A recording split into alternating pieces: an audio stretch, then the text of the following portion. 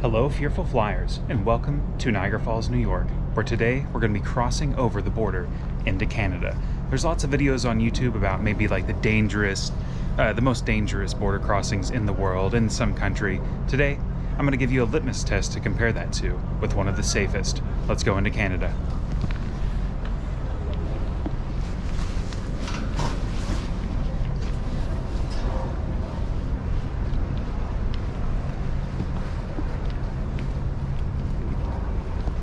Of course, you can go across in your car, but a lot of people in there. It takes a little bit longer, and I think 15 minutes or so to walk across. So if we were driving today, you can see, especially getting back into the United States, there are a lot of cars. It is backed up. I don't know how long it takes, maybe 30 minutes or so, but not as fast as walking. You can see the falls.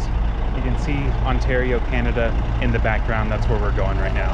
It actually looks like the line going into Canada from the US isn't too long. It's the line going from Canada into the US that's taking a little bit longer. Wow, yeah, the views walking across the Rainbow Bridge here, that's what we're walking across, is the Rainbow Bridge. But the views of the falls are actually really nice. And frankly, earlier I was standing out on that thing, and you can see there are a ton of people over there. So this is maybe even a better view of the falls. Well, I guess so. They're all just like misty and foggy, so it doesn't really actually look that nice. But you know, what can you do? And you can see down here, this is where you can go on one of these like boat tours, the Maid of the Mist. I guess that's the Canada side. So walking across the Rainbow Bridge into Ontario, into Canada, you need like $1, and you need obviously your passport. It's actually not that windy, not that cold. It's about 50 degrees out right now, so weather is fairly nice. Great day to be out at the falls. That's probably why there's 100 people out on that ledge right now. Decent amount of traffic walking across the bridge, I would say. I kind of expected to be the only one, but there are quite a few people. I don't really know what we're gonna do in Ontario. Hopefully we get in. There are so many people. It's a Saturday, like at 11:30. So many people trying to come in right now, both ways. Now that I see the line here getting into Canada from the US, much quicker to walk if you can. And maybe, you know, if you're just gonna come and see the falls, walking is a little bit quicker, if weather's permitting. It's a beautiful day right now, and nice view of the falls here. And here is our entry into Canada. This will be my first time in Canada. I guess you can consider it an official entry. Don't think I can film this, so see you guys on the other side. Well, that's it. I've been permitted access into Canada. This is a new country for me. I'm stepping foot into the province of Ontario, Niagara Falls, Canada. And I can't lie, guys, my first impressions of Canada are, it's kind of a lot like New York right on the other side. But there's a casino.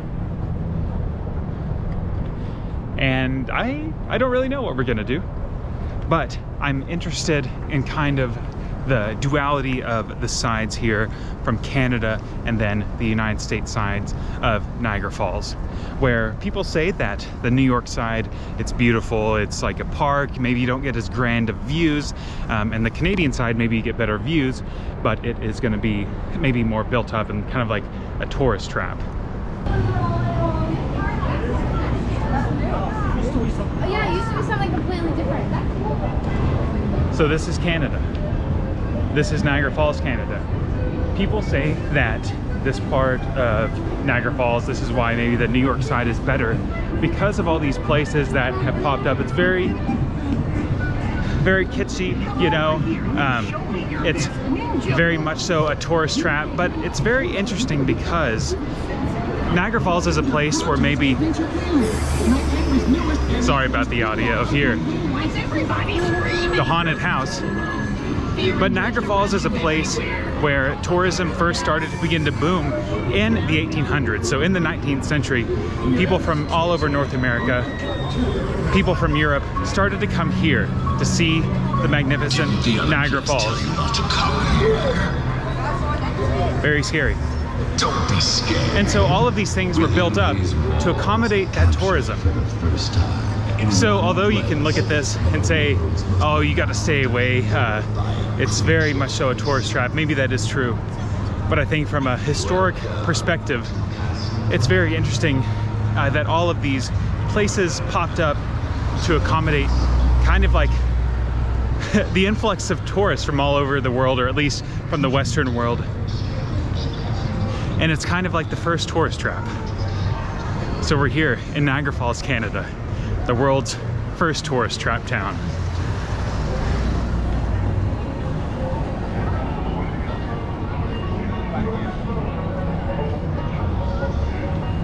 Okay, I think we're in Canada. We need to get some sort of Canadian food. So we're right by a Beaver Tails. Let's get, not a beaver tail, but poutine for the first time ever. Okay, we've got some Canadian poutine from Beaver Tails, so let's see how it is. We're gonna go with the, let's see. Looks like there's some fries and gravy and a little bit of cheese curd, so looks all right. Looks a bit hot. It's steaming hot, oh my God. Okay, let's see.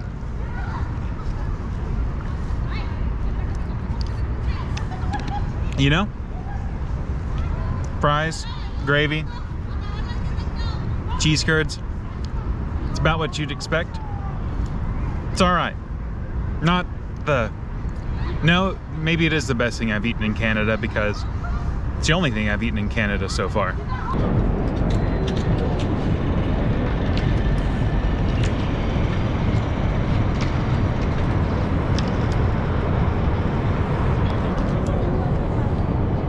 For those brave enough. So with people talking about the differences between the American and Canadian side of Niagara Falls, one good visualizer I think is, if you look at the falls right here, the falls right here on the American side, and then Canada, we see these buildings up here, and maybe on the American side, not much development at all, mainly just state park area. Not saying either one is better than the other, but there is more development on the Canadian side, and then frankly people say the view is much better, but the American side is maybe more natural, though you don't get the view of the falls in completion because you're kind of right up against them. Both have their own merits, I think. All right, I think I've seen enough on the Canadian side. Let's head back over across into the USA. Oh, you've got to have cash to get back in. I knew that part. I don't know why I thought you could have a 10 US dollar. I've messed up, so I got to go back in and get change for this somehow. I need either a 1 or 5 or a smaller. I've got 2 bills of both to be able to cross back in. Okay, let's go back into Canada.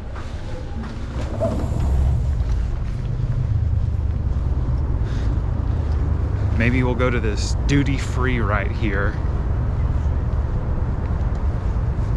Break one of these into a smaller bill. I guess the Canadian is what I'll break into a smaller bill. Okay, I've got my singular Canadian dollar. Now I'll just pick up the things I bought at duty-free. Let's see. Should be in here. Hello. Hello. Are you walking? Yes. 128 over there? No? I think it's right. Oh, it's right in front of my face.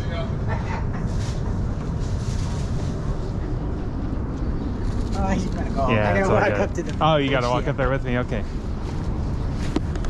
It's almost over. Yeah. So you have to walk up stuff with people? Is that right? Interesting. The only bridge that does it, too. Yeah. The only bridge that does it? That's interesting. Thank you.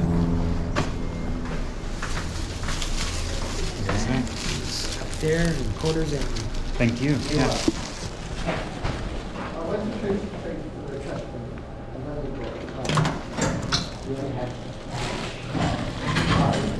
So, after this currency exchange, you have a bank machine there? Okay.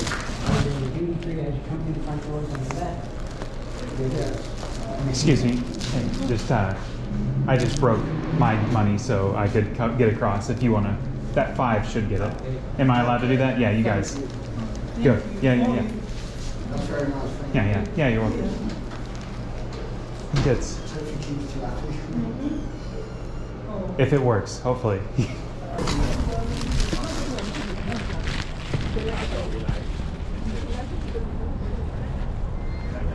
Okay, so someone else was trying to get in and they were going to have to go to a currency exchange, but since I just got that right there and already had that Canadian 5, I mean, I wasn't going to need that, so happy to give that to them so they don't have to go about and go withdraw money just to break it and then have to, because you can't withdraw probably a small enough bill.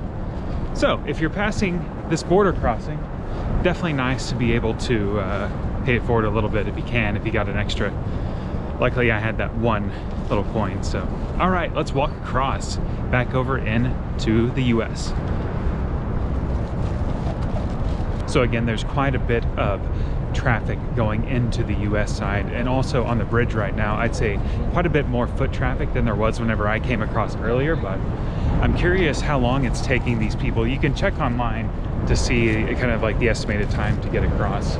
I don't know, it depends on what you want to do, but I found that walking across was perfectly fine for me. I mean, maybe there's more things to do down here, but if you're trying to just do the main sites along Niagara Falls, especially if you're going to take the boat ride, I mean, unless of course it is like freezing cold, because this part of the state does get very, very cold.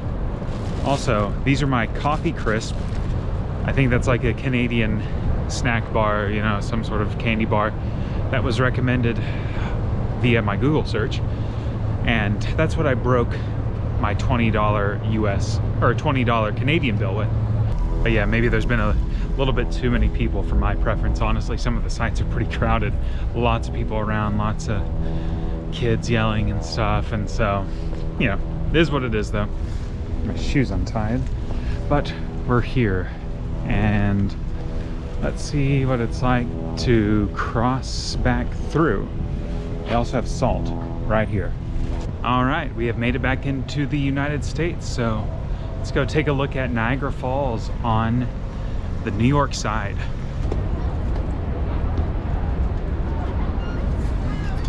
Nikola Tesla, the Serbian immigrant who famously came to the United States and worked with George Westinghouse on the contract that he won, that George Westinghouse won, to harness the power of Niagara Falls and use the hydroelectricity to power the surrounding areas of Niagara Falls, Ontario, and Buffalo, New York primarily.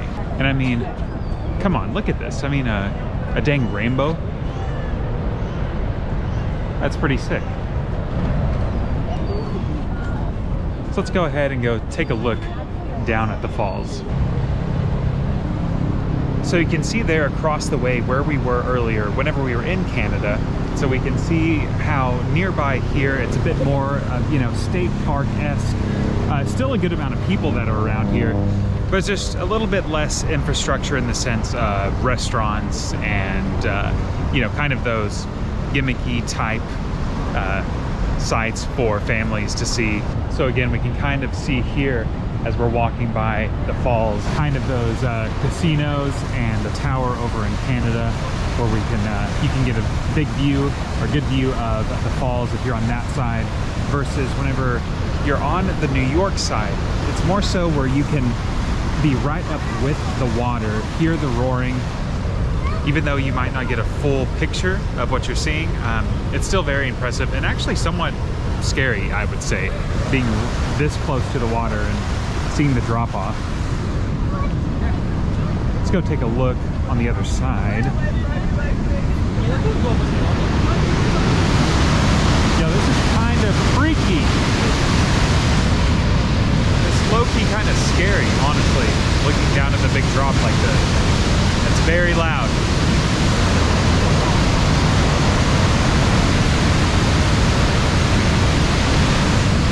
But also quite beautiful.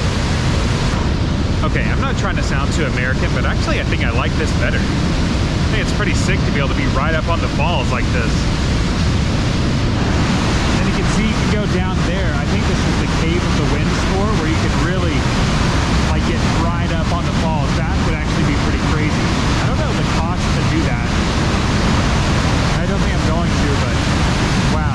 You can be right up on the water. Oh my gosh, this is kind of like making me, this is kind of like my legs are a little jelly. This is actually pretty close for comfort right here. Wow, this is really awesome. I am feeling much more of a sense of awe here than I think I was on the other side, which again is not a knock against the Canada side, but I think this is really, really cool. It's probably really incredible to go in the boat from the Canada side and everything. And here is where our journey takes us. We've crossed back over in the shadows of Niagara Falls, Ontario, Canada. We're here at the main kind of Niagara Falls area. You can see there's so much mist coming off. You can barely see actually the skyline from these buildings over on the other side, but you can get very close up here to the falls. Let's go down. Good amount of people here today. It's a beautiful, beautiful sunny day, and yeah, you are right up here at the falls. I think it's pretty easy to go and see both. So if you're interested and can obviously cross over into both of these countries, I would recommend doing both because it's pretty quick, especially if you walk, and it's worthwhile for both ways, whether to see them in all of its glory from the Canadian side or to be up close and personal and hear the roar on the American side. Obviously, the boat's probably pretty cool too. Go down in the boat, do the Cave of the Wind so you can get down right up in the falls, wear the poncho and everything. But yeah, thanks everybody for watching. Signing off from Niagara Falls.